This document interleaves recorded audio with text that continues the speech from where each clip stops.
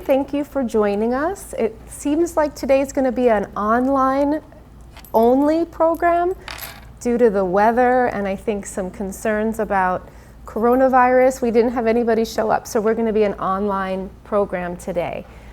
But feel free online to please put your questions in. We can answer them in the course of the program. We definitely want this to be an interactive program. My name is Megan O'Brien. I'm a speech-language pathologist in the school district. I currently work at Head Start, and I've worked throughout all the age spans, but preschool is definitely my favorite. We're going to talk about how play and language are related, and we're going to look at why play is important, what children learn during play, how they play, and how language and vocabulary can be built while playing. A little bit about myself. I am a mother of a 14-year-old who goes to school here in the school district. I have some pictures of him playing that you'll see later on in the program.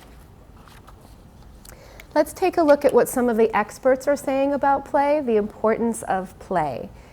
Children need the freedom and time to play. Play is not a luxury, play is a necessity. And this is from Kay Redfield Jamison, and she is a clinical psychologist and writer. I think it's important to look at that word, play is a necessity. Play is something I think through the lifespan is a necessity, but specifically in childhood. And then of course, beloved Mr. Rogers, play is often talked about as if it were a relief from serious learning. But for children, play is serious learning. Play is really the work of childhood. The work of childhood, that's something to remember. When they're playing, there are so many things that are happening beyond just play. They're learning language and vocabulary and interpersonal skills, and we'll get into all the details of that later. Bev Boss, who is a teacher, an author, and an advocate for play-based learning in preschoolers, says if it hasn't been in the hand and the body, it can't be in the brain. And what that means is children need to touch and feel and experience in order to really understand the world around them. And that starts even in the womb, that starts. So I want to go thinking about our own childhood. Is play something that your family did with you, or was it left to the children alone? I have a few memories. I'm the last of 7 kids, and my mother provided lots of opportunities for play. She would keep the mail, the junk mail for me to open so I could play secretary when I was a preschooler. She kept empty cereal boxes, and she gave me the container, an empty oatmeal container, so I could use it as a drum. She definitely provided opportunities for me to play, but play wasn't something that we did together very often. I think having 7 kids, she was pretty busy.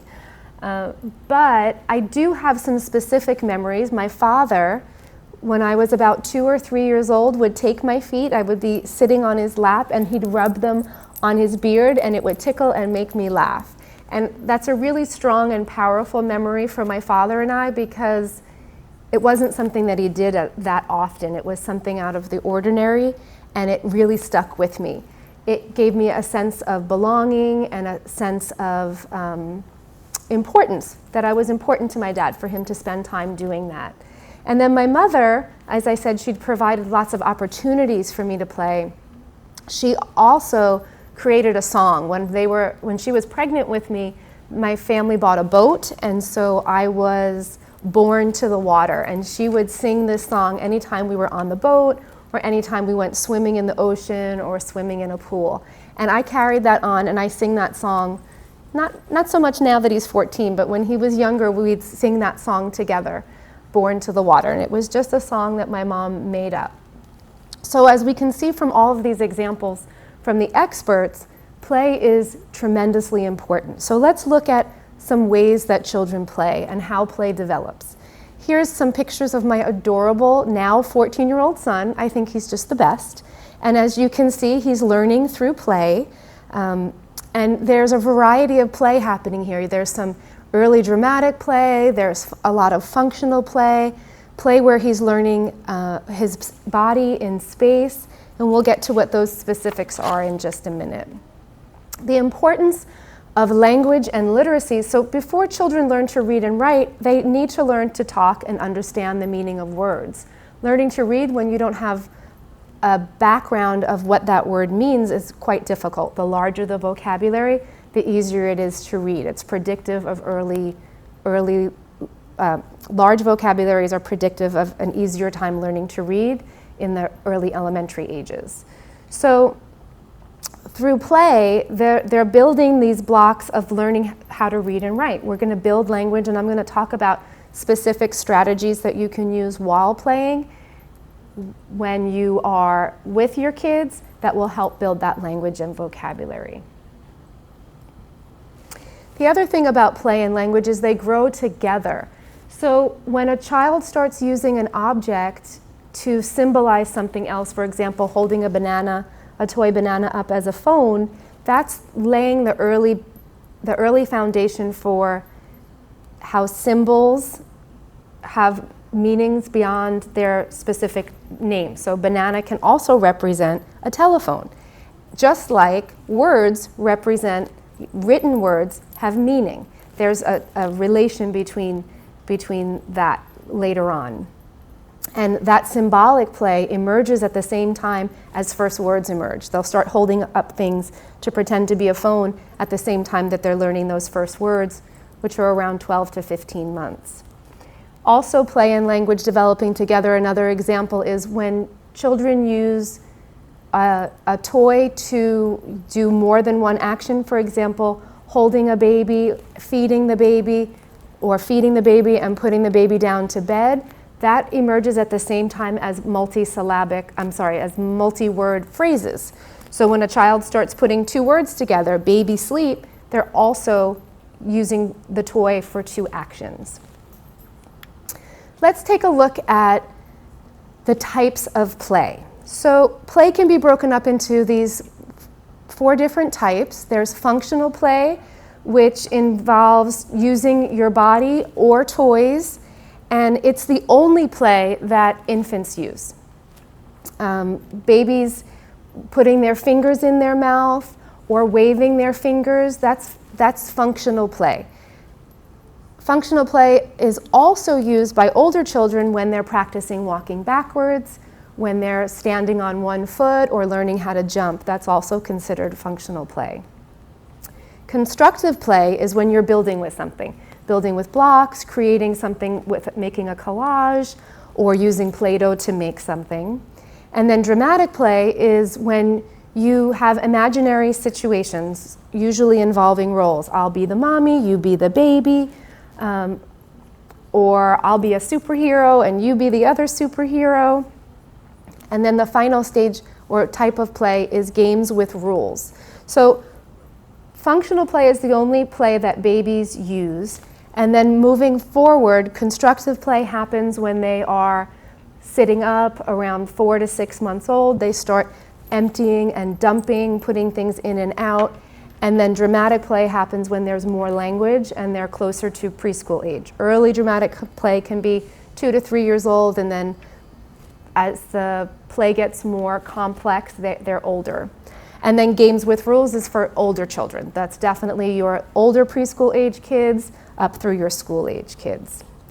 And play is something that can occur throughout the lifespan. So if you're on a soccer team, if you play a pickup basketball game, that's a functional play that you're using, and it's also games with rules. If you are part of an improv group or you do drama in a drama club, you're using dramatic play throughout your lifespan. And then stages of play, we look at how do kids play together. So in the beginning, it's solitary play. Those first 2 years, they're not playing together. They're really on their own. And then from 2 to 2.5 years old, they start looking at other people, watching what the kids are doing. And then from 2 to 3 years old, they start playing next to each other. And when you're parallel playing, that's when you're doing the same activity next to each other. You're not really interacting with your play partner, but you're playing next to each other doing the same thing. And then associate play occurs around 3 to 4 years old, and this is in mixed male-female groups. It's not only that they play with boys or only play with girls. It's the beginning of developing friendships. And then from 4 to 6 and beyond is when you have cooperative play. And cooperative play, usually at that age, they start to prefer to play with their same-sex peers. They're supportive of one another in their groups as they're playing together. So when we look at how play develops from the lifespan, birth to 6 and beyond, there's definitely those stages. But I want to encourage you as the parent, this is how children play together. But you as the parent, I want you to think about playing from the beginning with your baby. So even within the womb, when you're 7 months pregnant and you push on the baby, does he or she kick back? Is there a push back? That's the beginning of play and that back and forth turn taking that can happen. And then of course, playing with your infant from the beginning, and we'll look at that in a minute. And here's just a visual example of what the different types of play look like. The unoccupied, the solitary play, the onlooker. You can see the parallel play. They're both drawing, but they're not necessarily interacting together. Associative play, they're looking at each other, they're interacting a little bit more, and then that cooperative play is really when there's a game and there's rules and there's lots of turn-taking involved there. So through play, children learn a whole host of developmental and progress through learning to take turns, to wait, and to listen. It's important to take, in a conversation, to learn how to take turns and to know when it's your turn to wait. That's a skill that can be advanced through play and taught through play. In order to have practice answering and asking questions in a pretend play situation or dramatic play situation, that helps with reading later on because you need to be able to ask and answer questions about what you've read. Learning to express and understand emotions, that's something that definitely happens throughout play, especially with that dramatic play. And when that happens, that's the foundation for future emotional health and happiness, being able to express your emotions and understand that others have emotions as well. And then of course, pretend play promotes creativity and divergent thinking. And divergent thinking is when we look at more than one solution to a problem. And really in today's world, we need thinkers who are creative and who can come up and do that divergent thinking. In addition, kids also learn things like fine and gross motor skills. When they're putting blocks together like Lego blocks, that takes a fine motor. When you're picking up the pieces of a toy, that's a fine motor skill. When you're building with Play-Doh, you're building the fine motor muscles. When you play soccer or you're learning to kick and throw a ball, that's your gross motor skills. If you're taking a big size truck or car and you're pushing it on the ground, that's practicing your gross motor skills as well. During play, children learn that one object can be used to represent another, and like I talked about with the banana and the phone, that helps them understand later that letters and words are also symbols that can represent people and objects in their environment. I want you to think about how regularly are you playing with your child? What stage is your child in? So what's their age? What is their language level? And how often are you playing? Is this something that you feel silly doing? In my instance, play wasn't something that was really regularly modeled for me with my family, but yet I knew the importance of play for the social emotional connection with my child and for all of these skills that are learned through play. So I made a conscious effort to play regularly with my child. But I felt silly sometimes, right? This isn't something that I was modeled. It's not necessarily something that maybe in your culture or at the playground where you go, the other moms and dads are doing with their kids. So I want you to kind of take a deep breath when that happens. I had to do this myself and remind myself, I'm doing what's important for the child. I'm making sure that I'm providing the language for the play that's happening. And this can be done in 15-minute increments. My suggestion is that you set aside 15 minutes a day where you're playing with your child. And we're going to look at a strategy of how to use and incorporate language and vocabulary into that play. So let's look at just some specific suggestions of what you can do during play. As I said, you want to make sure that you're playing daily. That's about 15 minutes a day, time that you set aside for you and your baby or you and your toddler, your preschool age child to play. Babies are born to be social, so make it fun. Use interesting sounds and words. Play peekaboo with them. Hold them up and sing a song with them, things that will gain their attention when they're little. Newborns will show their enjoyment with their own noises, their facial expressions, their body movements. You can tell when your child wants, or your infant and baby wants to participate and when they don't. And so looking for those signs, when the baby looks away, then the baby's had enough. Especially a child who can't crawl away when they've had enough interaction, they'll just avert their gaze. And that's a sign for you that the baby's had enough interaction and they need some down and quiet time. You want to present your baby and toddler with simple choices. So this isn't something I would do with a newborn, but once they're about 6 months old, do you want to play with this toy or do you want to play with that toy? Do you want this book or do you want that toy? Giving them choices is the early stage for them answering questions, and if they're choosing which activity to participate in, they'll be more invested in the play. Children learn to express their preferences and their needs during play, so you want to respond to what your child is trying to tell you during play. If they're pointing, you want to interpret what that point means. If they go, ah, you want to say ball and then get the ball for them if they're unable to get it themselves. You want to interpret what their squeals and enjoyment, what that possibly means. And when I say interpret, it means you're going to use your best guess.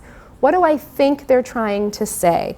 When they don't have the words to express themselves and we give them the words, we're helping to build that vocabulary. You also want to allow them to have time to play alone. Learning how to soothe themselves and play by themselves is an important skill.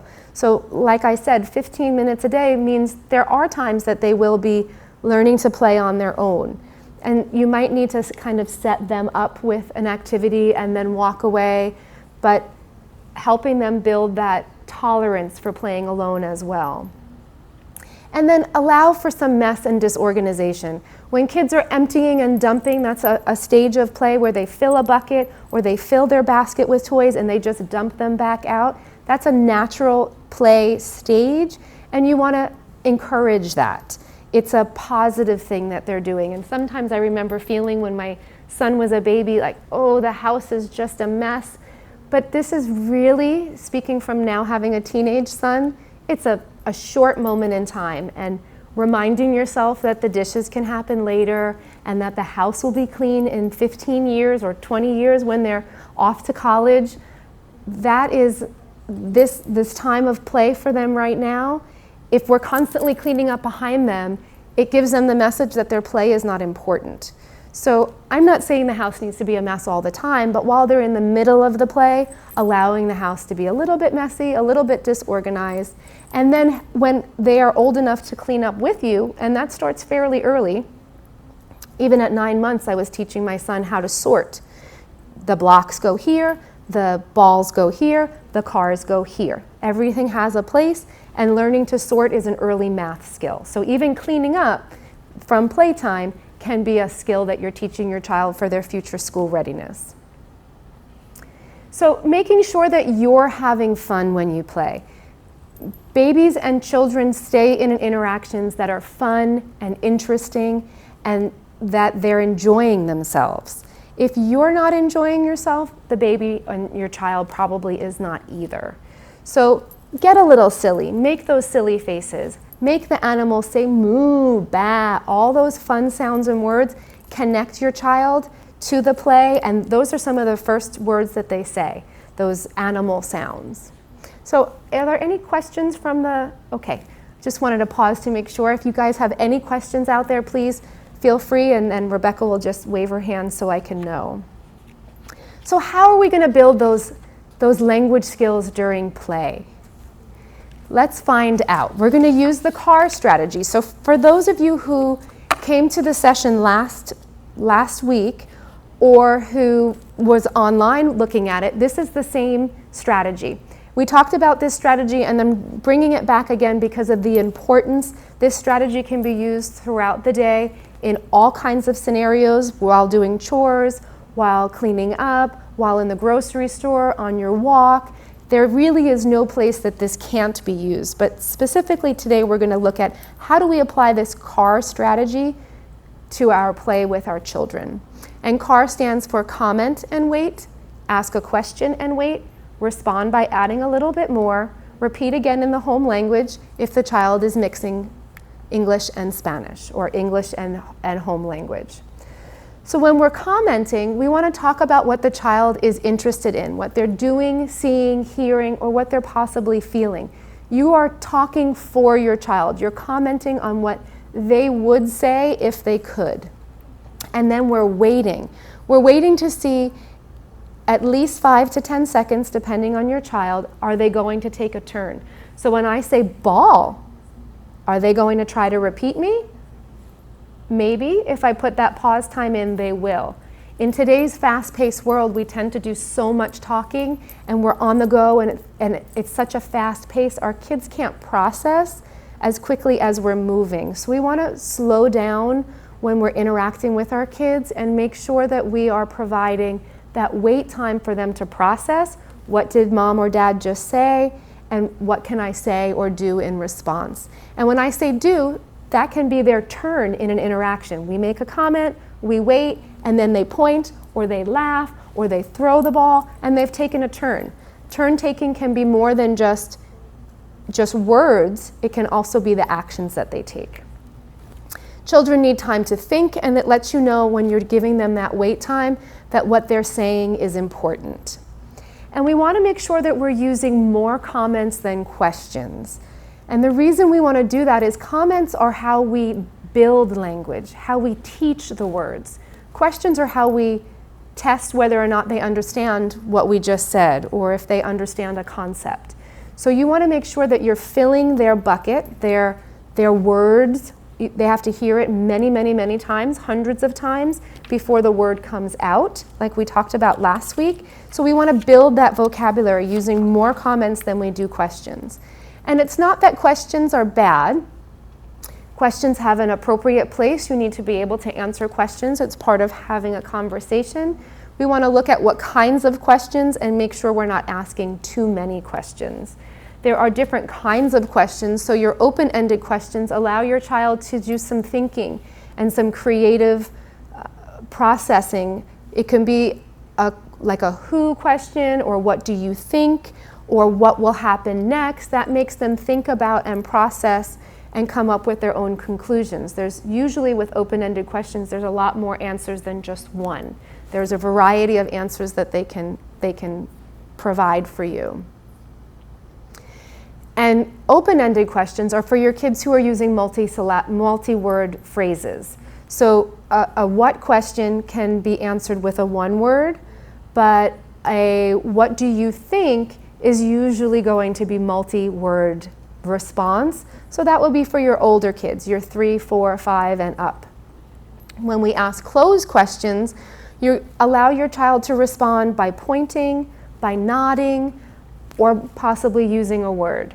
So if I said, where's the ball? And we're rolling the ball back and forth, and the ball went under the table, and I said, where's the ball? Your child can point to it, and that's their answer. And then what I would say is I'd comment back, yeah, it's under the table. I'm teaching them what under means when I use the word. Their point was a response to my question. Now I'm going to teach them what that word under means.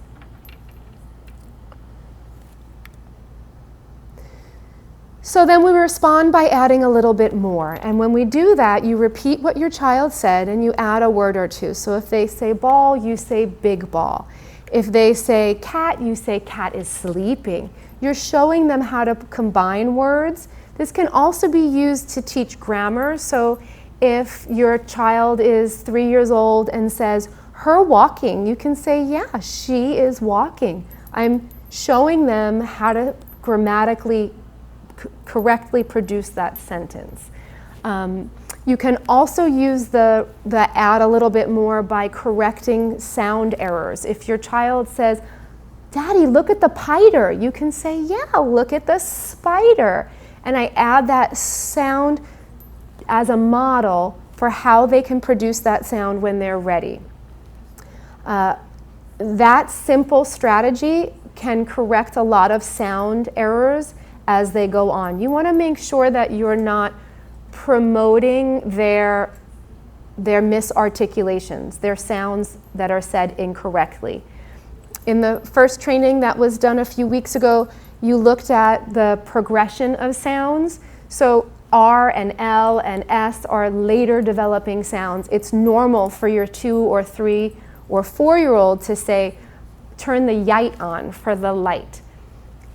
I'm not concerned about a child that's saying that, but I still want to model the correct way for them to say that sound for when they're ready. So in this instance, I would say, yeah, let's turn the light on. And I put a little bit of emphasis there on the sound that I've corrected. I do the same thing when I'm correcting grammar. If the child said her walking, I say, yeah, she is walking. I say it a little bit longer, a little bit louder to bring their awareness. But then what I'm going to do after I respond a little bit more is I'm going to wait. Your child might possibly repeat what you said. If they do, that's fantastic. If they don't, that's okay too. You want your interactions with them to be free-flowing and back and forth. Like I said, the interactions that are fun and interesting, your child will stay in longer. And the longer their interaction, the more language that they'll learn.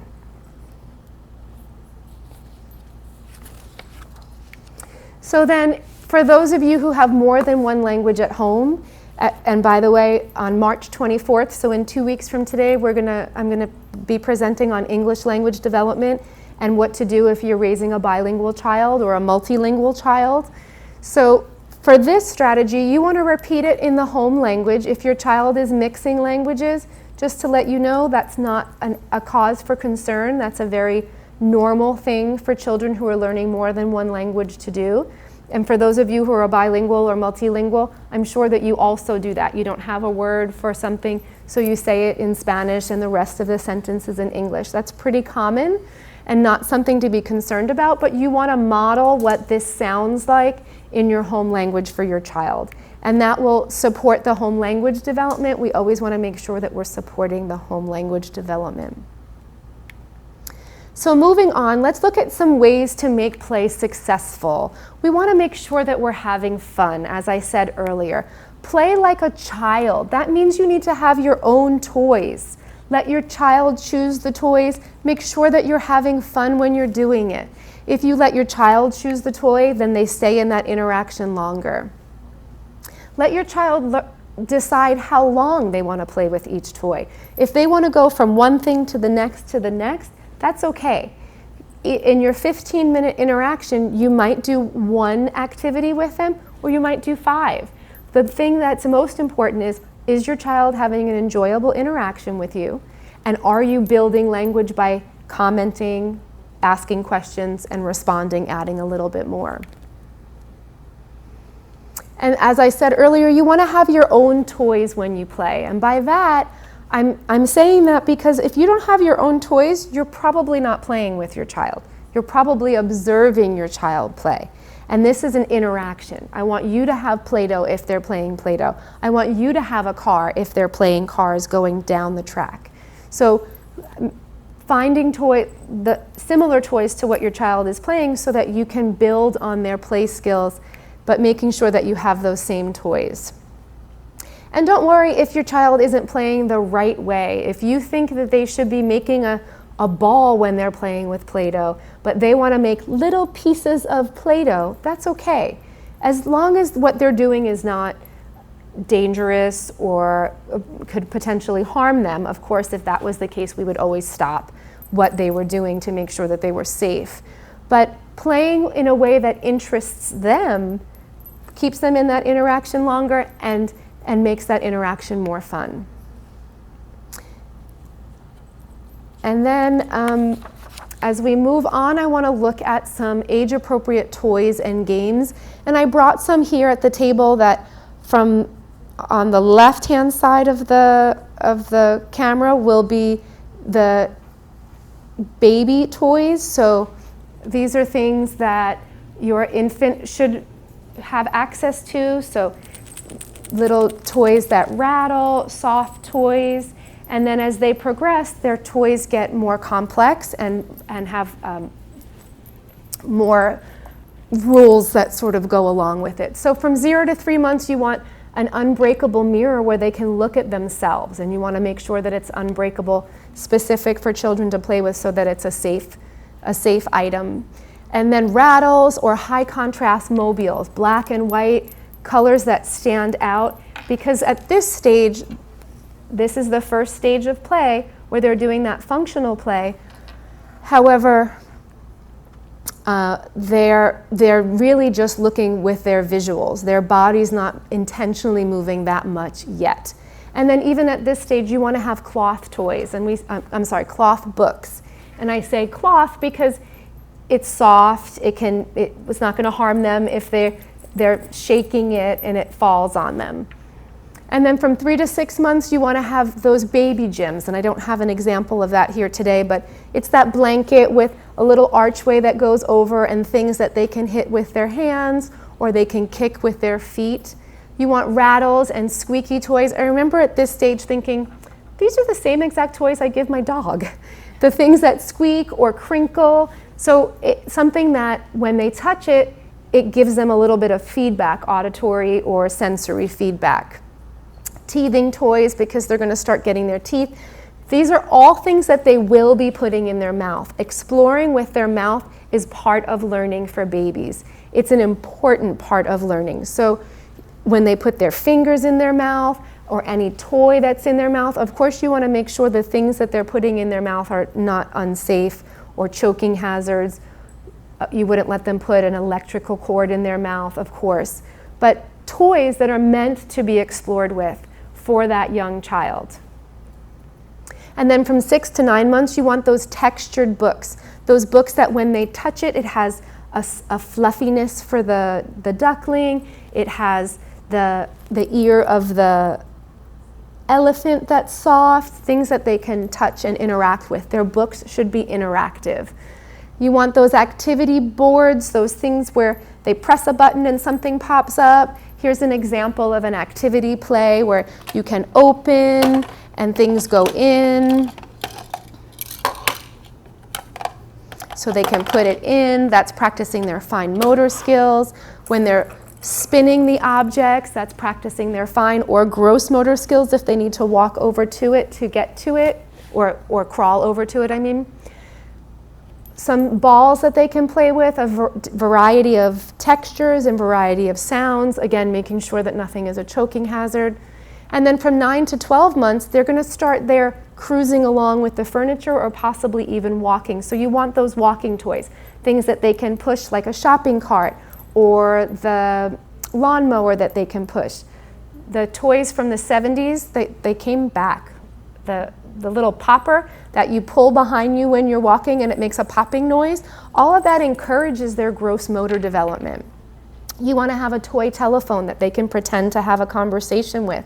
Remember, as those first words are developing, they're starting to have that pretend play as well, that symbolic, this can stand for that. A shape sorter where they learn to put different shapes in, circles go here, triangles go there. That's a cognitive skill, that's a fine motor skill. And then when you add words to that play, you say red or blue, triangle, in. You're commenting on what they're doing as they're putting the shapes into that shape sorter. Now you're building their vocabulary and language. So making sure that you're making those comments. As your child is rolling the ball, say those words. Roll the ball, push the ball, kick the ball. You're teaching what those words mean as you're labeling them when your child is doing it. And then you want to have possibly tools for sand or water play, things that they can dig with. Water play can be a big bucket that you use at home. It doesn't need to be a fancy table. They have magic sand that you can buy at your big box stores that sticks together a little bit, so it's a sensory activity and it's not quite as messy. Another sensory activity would be putting shaving cream into a cookie sheet, and they can draw with their fingers. They can feel what it feels like. You can draw either with your own cookie sheet or on the same cookie sheet as them. You can draw different shapes. You can write their name in letters. You can just do squiggles and talk about how it feels. Ooh, this is slimy, this is cold, that kind of thing. And then as they get older, you want to have simple puzzles, and I have some examples of puzzles there that just have the little pieces, or for even more complex, you can take, this one is a tow truck, but they have little fishing poles where the cars get picked up by a magnet, and that is a eye-hand coordination skill. Takes a little bit more practice than just the little pieces to pick up and down. So lots of sturdy toys at this age. These are all wooden puzzles that are quite sturdy. You want to now start providing crayons. Even from 12 to 18 months, they can start scribbling. You want to put those crayons away when they're not playing with them, because they will write on your wall. So that's something that would be a monitored activity. But even beginning to write, and it's okay in the beginning if they're holding the crayon with their whole fist at that age. That's very typical until they get to the preschool age and they start holding it more appropriately. And then from 18 to 24 months, you can start having little plastic tea sets. They're starting to have the beginnings of dramatic play. So you want to have items that they can pretend to be the mom or the dad or the worker or the doctor. So tools, a little toolkit. There's an example here of a toolkit. Many of these toys I got from, well, I don't want to say the name of the store because then I'm promoting stores, but also many things I've gotten at Goodwill or at garage sales. Those are fantastic places. In Long Beach themselves, I believe it's still open. There were some consignment stores specific for children, and I got a lot of toys there. You just want to make sure you wash them when you go home so that everything's clean, and then it's a fantastic thing that doesn't cost that much money. Here's where you want to have some child-size household equipment. They can vacuum, they can sweep. I often gave my son the little hand sweeper. This is not what he wants to do anymore, help around the house, but at 2 years old, he was my helper, and that was a fantastic thing. And that's also part of learning how to play, to be part of a family, and then I'm giving words. Sweeping, oh, you're cleaning the floor, you're such a good helper. Making sure I'm adding that language as we're playing with those toys.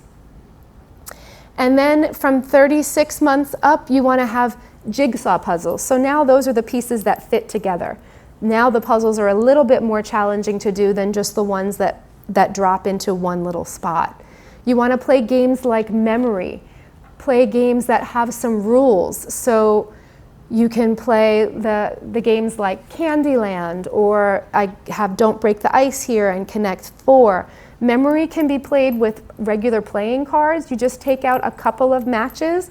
I wouldn't use, most of the time when you buy a memory game, there are way too many matches to begin with for a 3-year-old. So I would just take out 3 or 4 pairs of cards and we'd start there. And then once he got better at finding those pairs, then I'd put 5 or 6 pairs until finally I think the game had something like 18 pairs in it.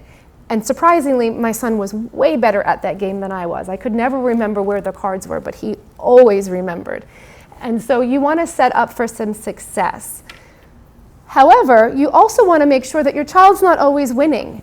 It's okay for them to lose a game as well. They need to learn how to be a successful winner and also how to lose gracefully as well, because that's life. So sometimes I would sort of fix the game so he would win, and then I would fix the game so he would lose. So he could learn, hey, this is just part of life. Sometimes we win and sometimes we lose. And then at this age, you want to start including reference books like books about weather, books about the ocean, how whales live, so they can start learning about environments that are not directly right there in your home environment. And so on your handout and on the screen right now are a variety of resources and references that I've included. It's how I wrote the presentation, but it's also places where you can go as a family and get a whole wealth of information. So the cdc.gov has a lot of information of checklists by age, what to expect for social, emotional, cognitive development, for speech and language development, and their fine and gross motor skills. So you can just plug in your child's name and you get a 2-page sheet of what's to be expected at each age. And then Hannon has a wonderful handout. Hannon is an organization out of Canada, and they have a variety of information for families. You just go to the parent section, and in that drop down are little easy to read ideas for how to use bubbles while playing, how to use Play-Doh while you're playing, and how to add language while you do that with your child. Parenting for the Brain and See Me and Liz were 2 websites that I used talking about the development of play. And interestingly, See Me and Liz I came across sort of randomly, and it's a former speech pathologist, and she has a blog. See Me and Liz are the names of her child's her child's favorite toys, and she named her blog after that. And she has a lot of information there as well about language and play and how they go together. And then finally, the CAR strategy came from Washington Learning System, and as I said last time, it does not have a website anymore. The information is sort of disappeared, but I was able to find a PDF, and that long strand there is how you can find a PDF of what they call language on the go. And unfortunately, that one is only in English. I was not able to find it in Spanish. And like I said, the website is missing. So lots of places for you to go to learn more about play and how to use language during play. Are there any comments or questions from the group? We have a question from a viewer online. Cindy Ruiz is asking, can you recommend any resources on how to effectively teach babies 2 or more languages? And I know we're going to be talking about that next week, but if you want to give a teaser. So briefly, I will say, if you are truly bilingual yourself, you have a lot of options for how you want to present your child with more than one language. So if you speak, I'm just going to use the example of Spanish and English, there are a lot of different systems for how to help your child become bilingual. One of them is one person, one language. So mom only speaks Spanish with the child and dad only speaks English. And we'll talk specifically about some pros and cons of that. Or you can choose one location. At home, we always speak Spanish, but when we're at school and at church and out in the community, we always speak English. And so that you're providing both languages. What you don't want to do is mix the 2 languages and not really have a system, because what happens is kids tend to go with the majority language and they'll end up speaking only English because that's what they're exposed to more, if you're not a little bit thoughtful about how you're going to present this bilingual or multilingual family. And then one more quick thing I'll add before next week's is you want to make sure that you're using each language at least 15 hours a week. So think about, how much am I speaking Tagalog at home, and is it 15 hours or not? And if it's not, you want to look at ways that you can increase that. But come back on March 24th because the whole presentation is about that. Any other questions? Okay. So for those of you who are out there listening, or when you come back and look at it in the archives, I want you to think about, when will you use this strategy at home? I said that this strategy of the CAR strategy, comment, ask a question, respond, adding a little bit more, can be used all the time. And if you can get to that point where you use it all the time, that's fantastic. However, using a new strategy can become overwhelming. It takes a lot of brain power for you to remember, did I ask too many questions? How many comments did I make? Am I talking about what my child is interested in? So as I talked about, you want to spend 15 minutes playing with your child. When is a time during the day that you can realistically do that? For me, it's never in the morning. I am on the go, I'm busy, I don't have the time, I have to get to work, we have to get to daycare. Morning time was not a time that I was going to focus on this strategy. Maybe you're a morning person and you're not super rushed in the morning. Unfortunately, that's not how I operate. I'm always rushing to get out the door, so morning was not a time for me. But when we came home from daycare, my son needed a little connection time. And so I would either choose some book reading and I'd let him choose which books we were going to read, or we would play together. And it would be a specific time that was set aside just for he and I to reconnect, to calm our bodies down, to get ourselves centered into the home environment after a busy day at work and a busy day for him at daycare. So just being thoughtful about it. And the reason I say to be thoughtful is if we don't put some specific time frame, it probably won't happen. We're all on the go, and like I said, we're all very busy, and this is a great strategy, but it only works if you use it. So try to find a time of the day that would work for you, and then how will you remember to use this strategy? Last class, people talked about putting a reminder in their phone, or in the handout there are, in both English and Spanish, a little reminder card there. You can put it at the play area, just tape it to the wall where it will remind you to comment, ask a question, and respond, adding a little bit more. If anybody has any additional suggestions, please feel free to type them in and Rebecca will share them with us. But again, you want to be thoughtful about how am I going to use this, when am I going to use this, and how will I remember? There's been plenty of, just professionally speaking, I've gone to many, many continuing education. That's part of what I have to do for my job to maintain my license. And I learn all kinds of wonderful information, and then I realize a month later, I'm not using what I learned. Unless I'm really thoughtful about it and consciously trying to implement what I've just learned, it doesn't just happen naturally. So that's why I'm really encouraging you to be thoughtful and intentional about how to use this either during play or book reading, or even it could be, you know what, when we go on our daily walk to the park, I'm going to use this strategy because, again, this car strategy can be used at all times. And then I've included a poem, and I'll read just a part of it because I think it really just embodies the importance of play.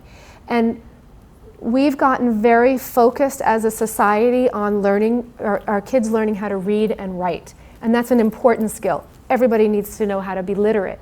But there are these important foundational skills that need to be taught as well and need to be honored. And in the preschool years, play is definitely one of them. And it just breaks my heart when I see 2-year-olds being told that they have to learn how to write their name or hold a crayon correctly. Developmentally, they're not ready for that. What they're ready to do is learn their colors by somebody talking about what colors they're playing with when they're making the choo-choo go along the track or building with their blocks. So incorporating this play, to me, is one of the most important things that you can do with your child. So the poem is called Just Playing by Anita Wadley, and it was written in 1979. And I'll just read a couple of the stanzas. Is that what it's called when you read a poem? So it says, "When I'm building in the block room, please don't say I'm just playing, for you see, I'm learning as I play about balance and shapes. Who knows, I may be an architect someday. When I'm getting all dressed up, setting the table, caring for the babies, don't get the idea that I'm just playing, for you see, I'm learning as I play. I may be a mother or a father someday. When you see me up to my elbows in paint, or standing at an easel, or molding and shaping the clay, please don't let me hear you say, she's just playing. For you see, I'm learning as I play. I'm expressing myself and being creative. I may be an artist or an inventor someday." So I'm going to stop there because I get choked up when I read that poem every time. I've read the whole poem through at presentations and I've literally started to cry. So I'm not going to do that today, but I hope that you feel the passion that I have for the importance of play. And as our expert said in the beginning, it's not just Megan's idea of why play is important, but there are There is research behind why play is important, and it's important for you to honor that and to spend that time with your child playing on a regular basis. Any final questions before we go? No, we're all good. Thank you so much. Have a great day.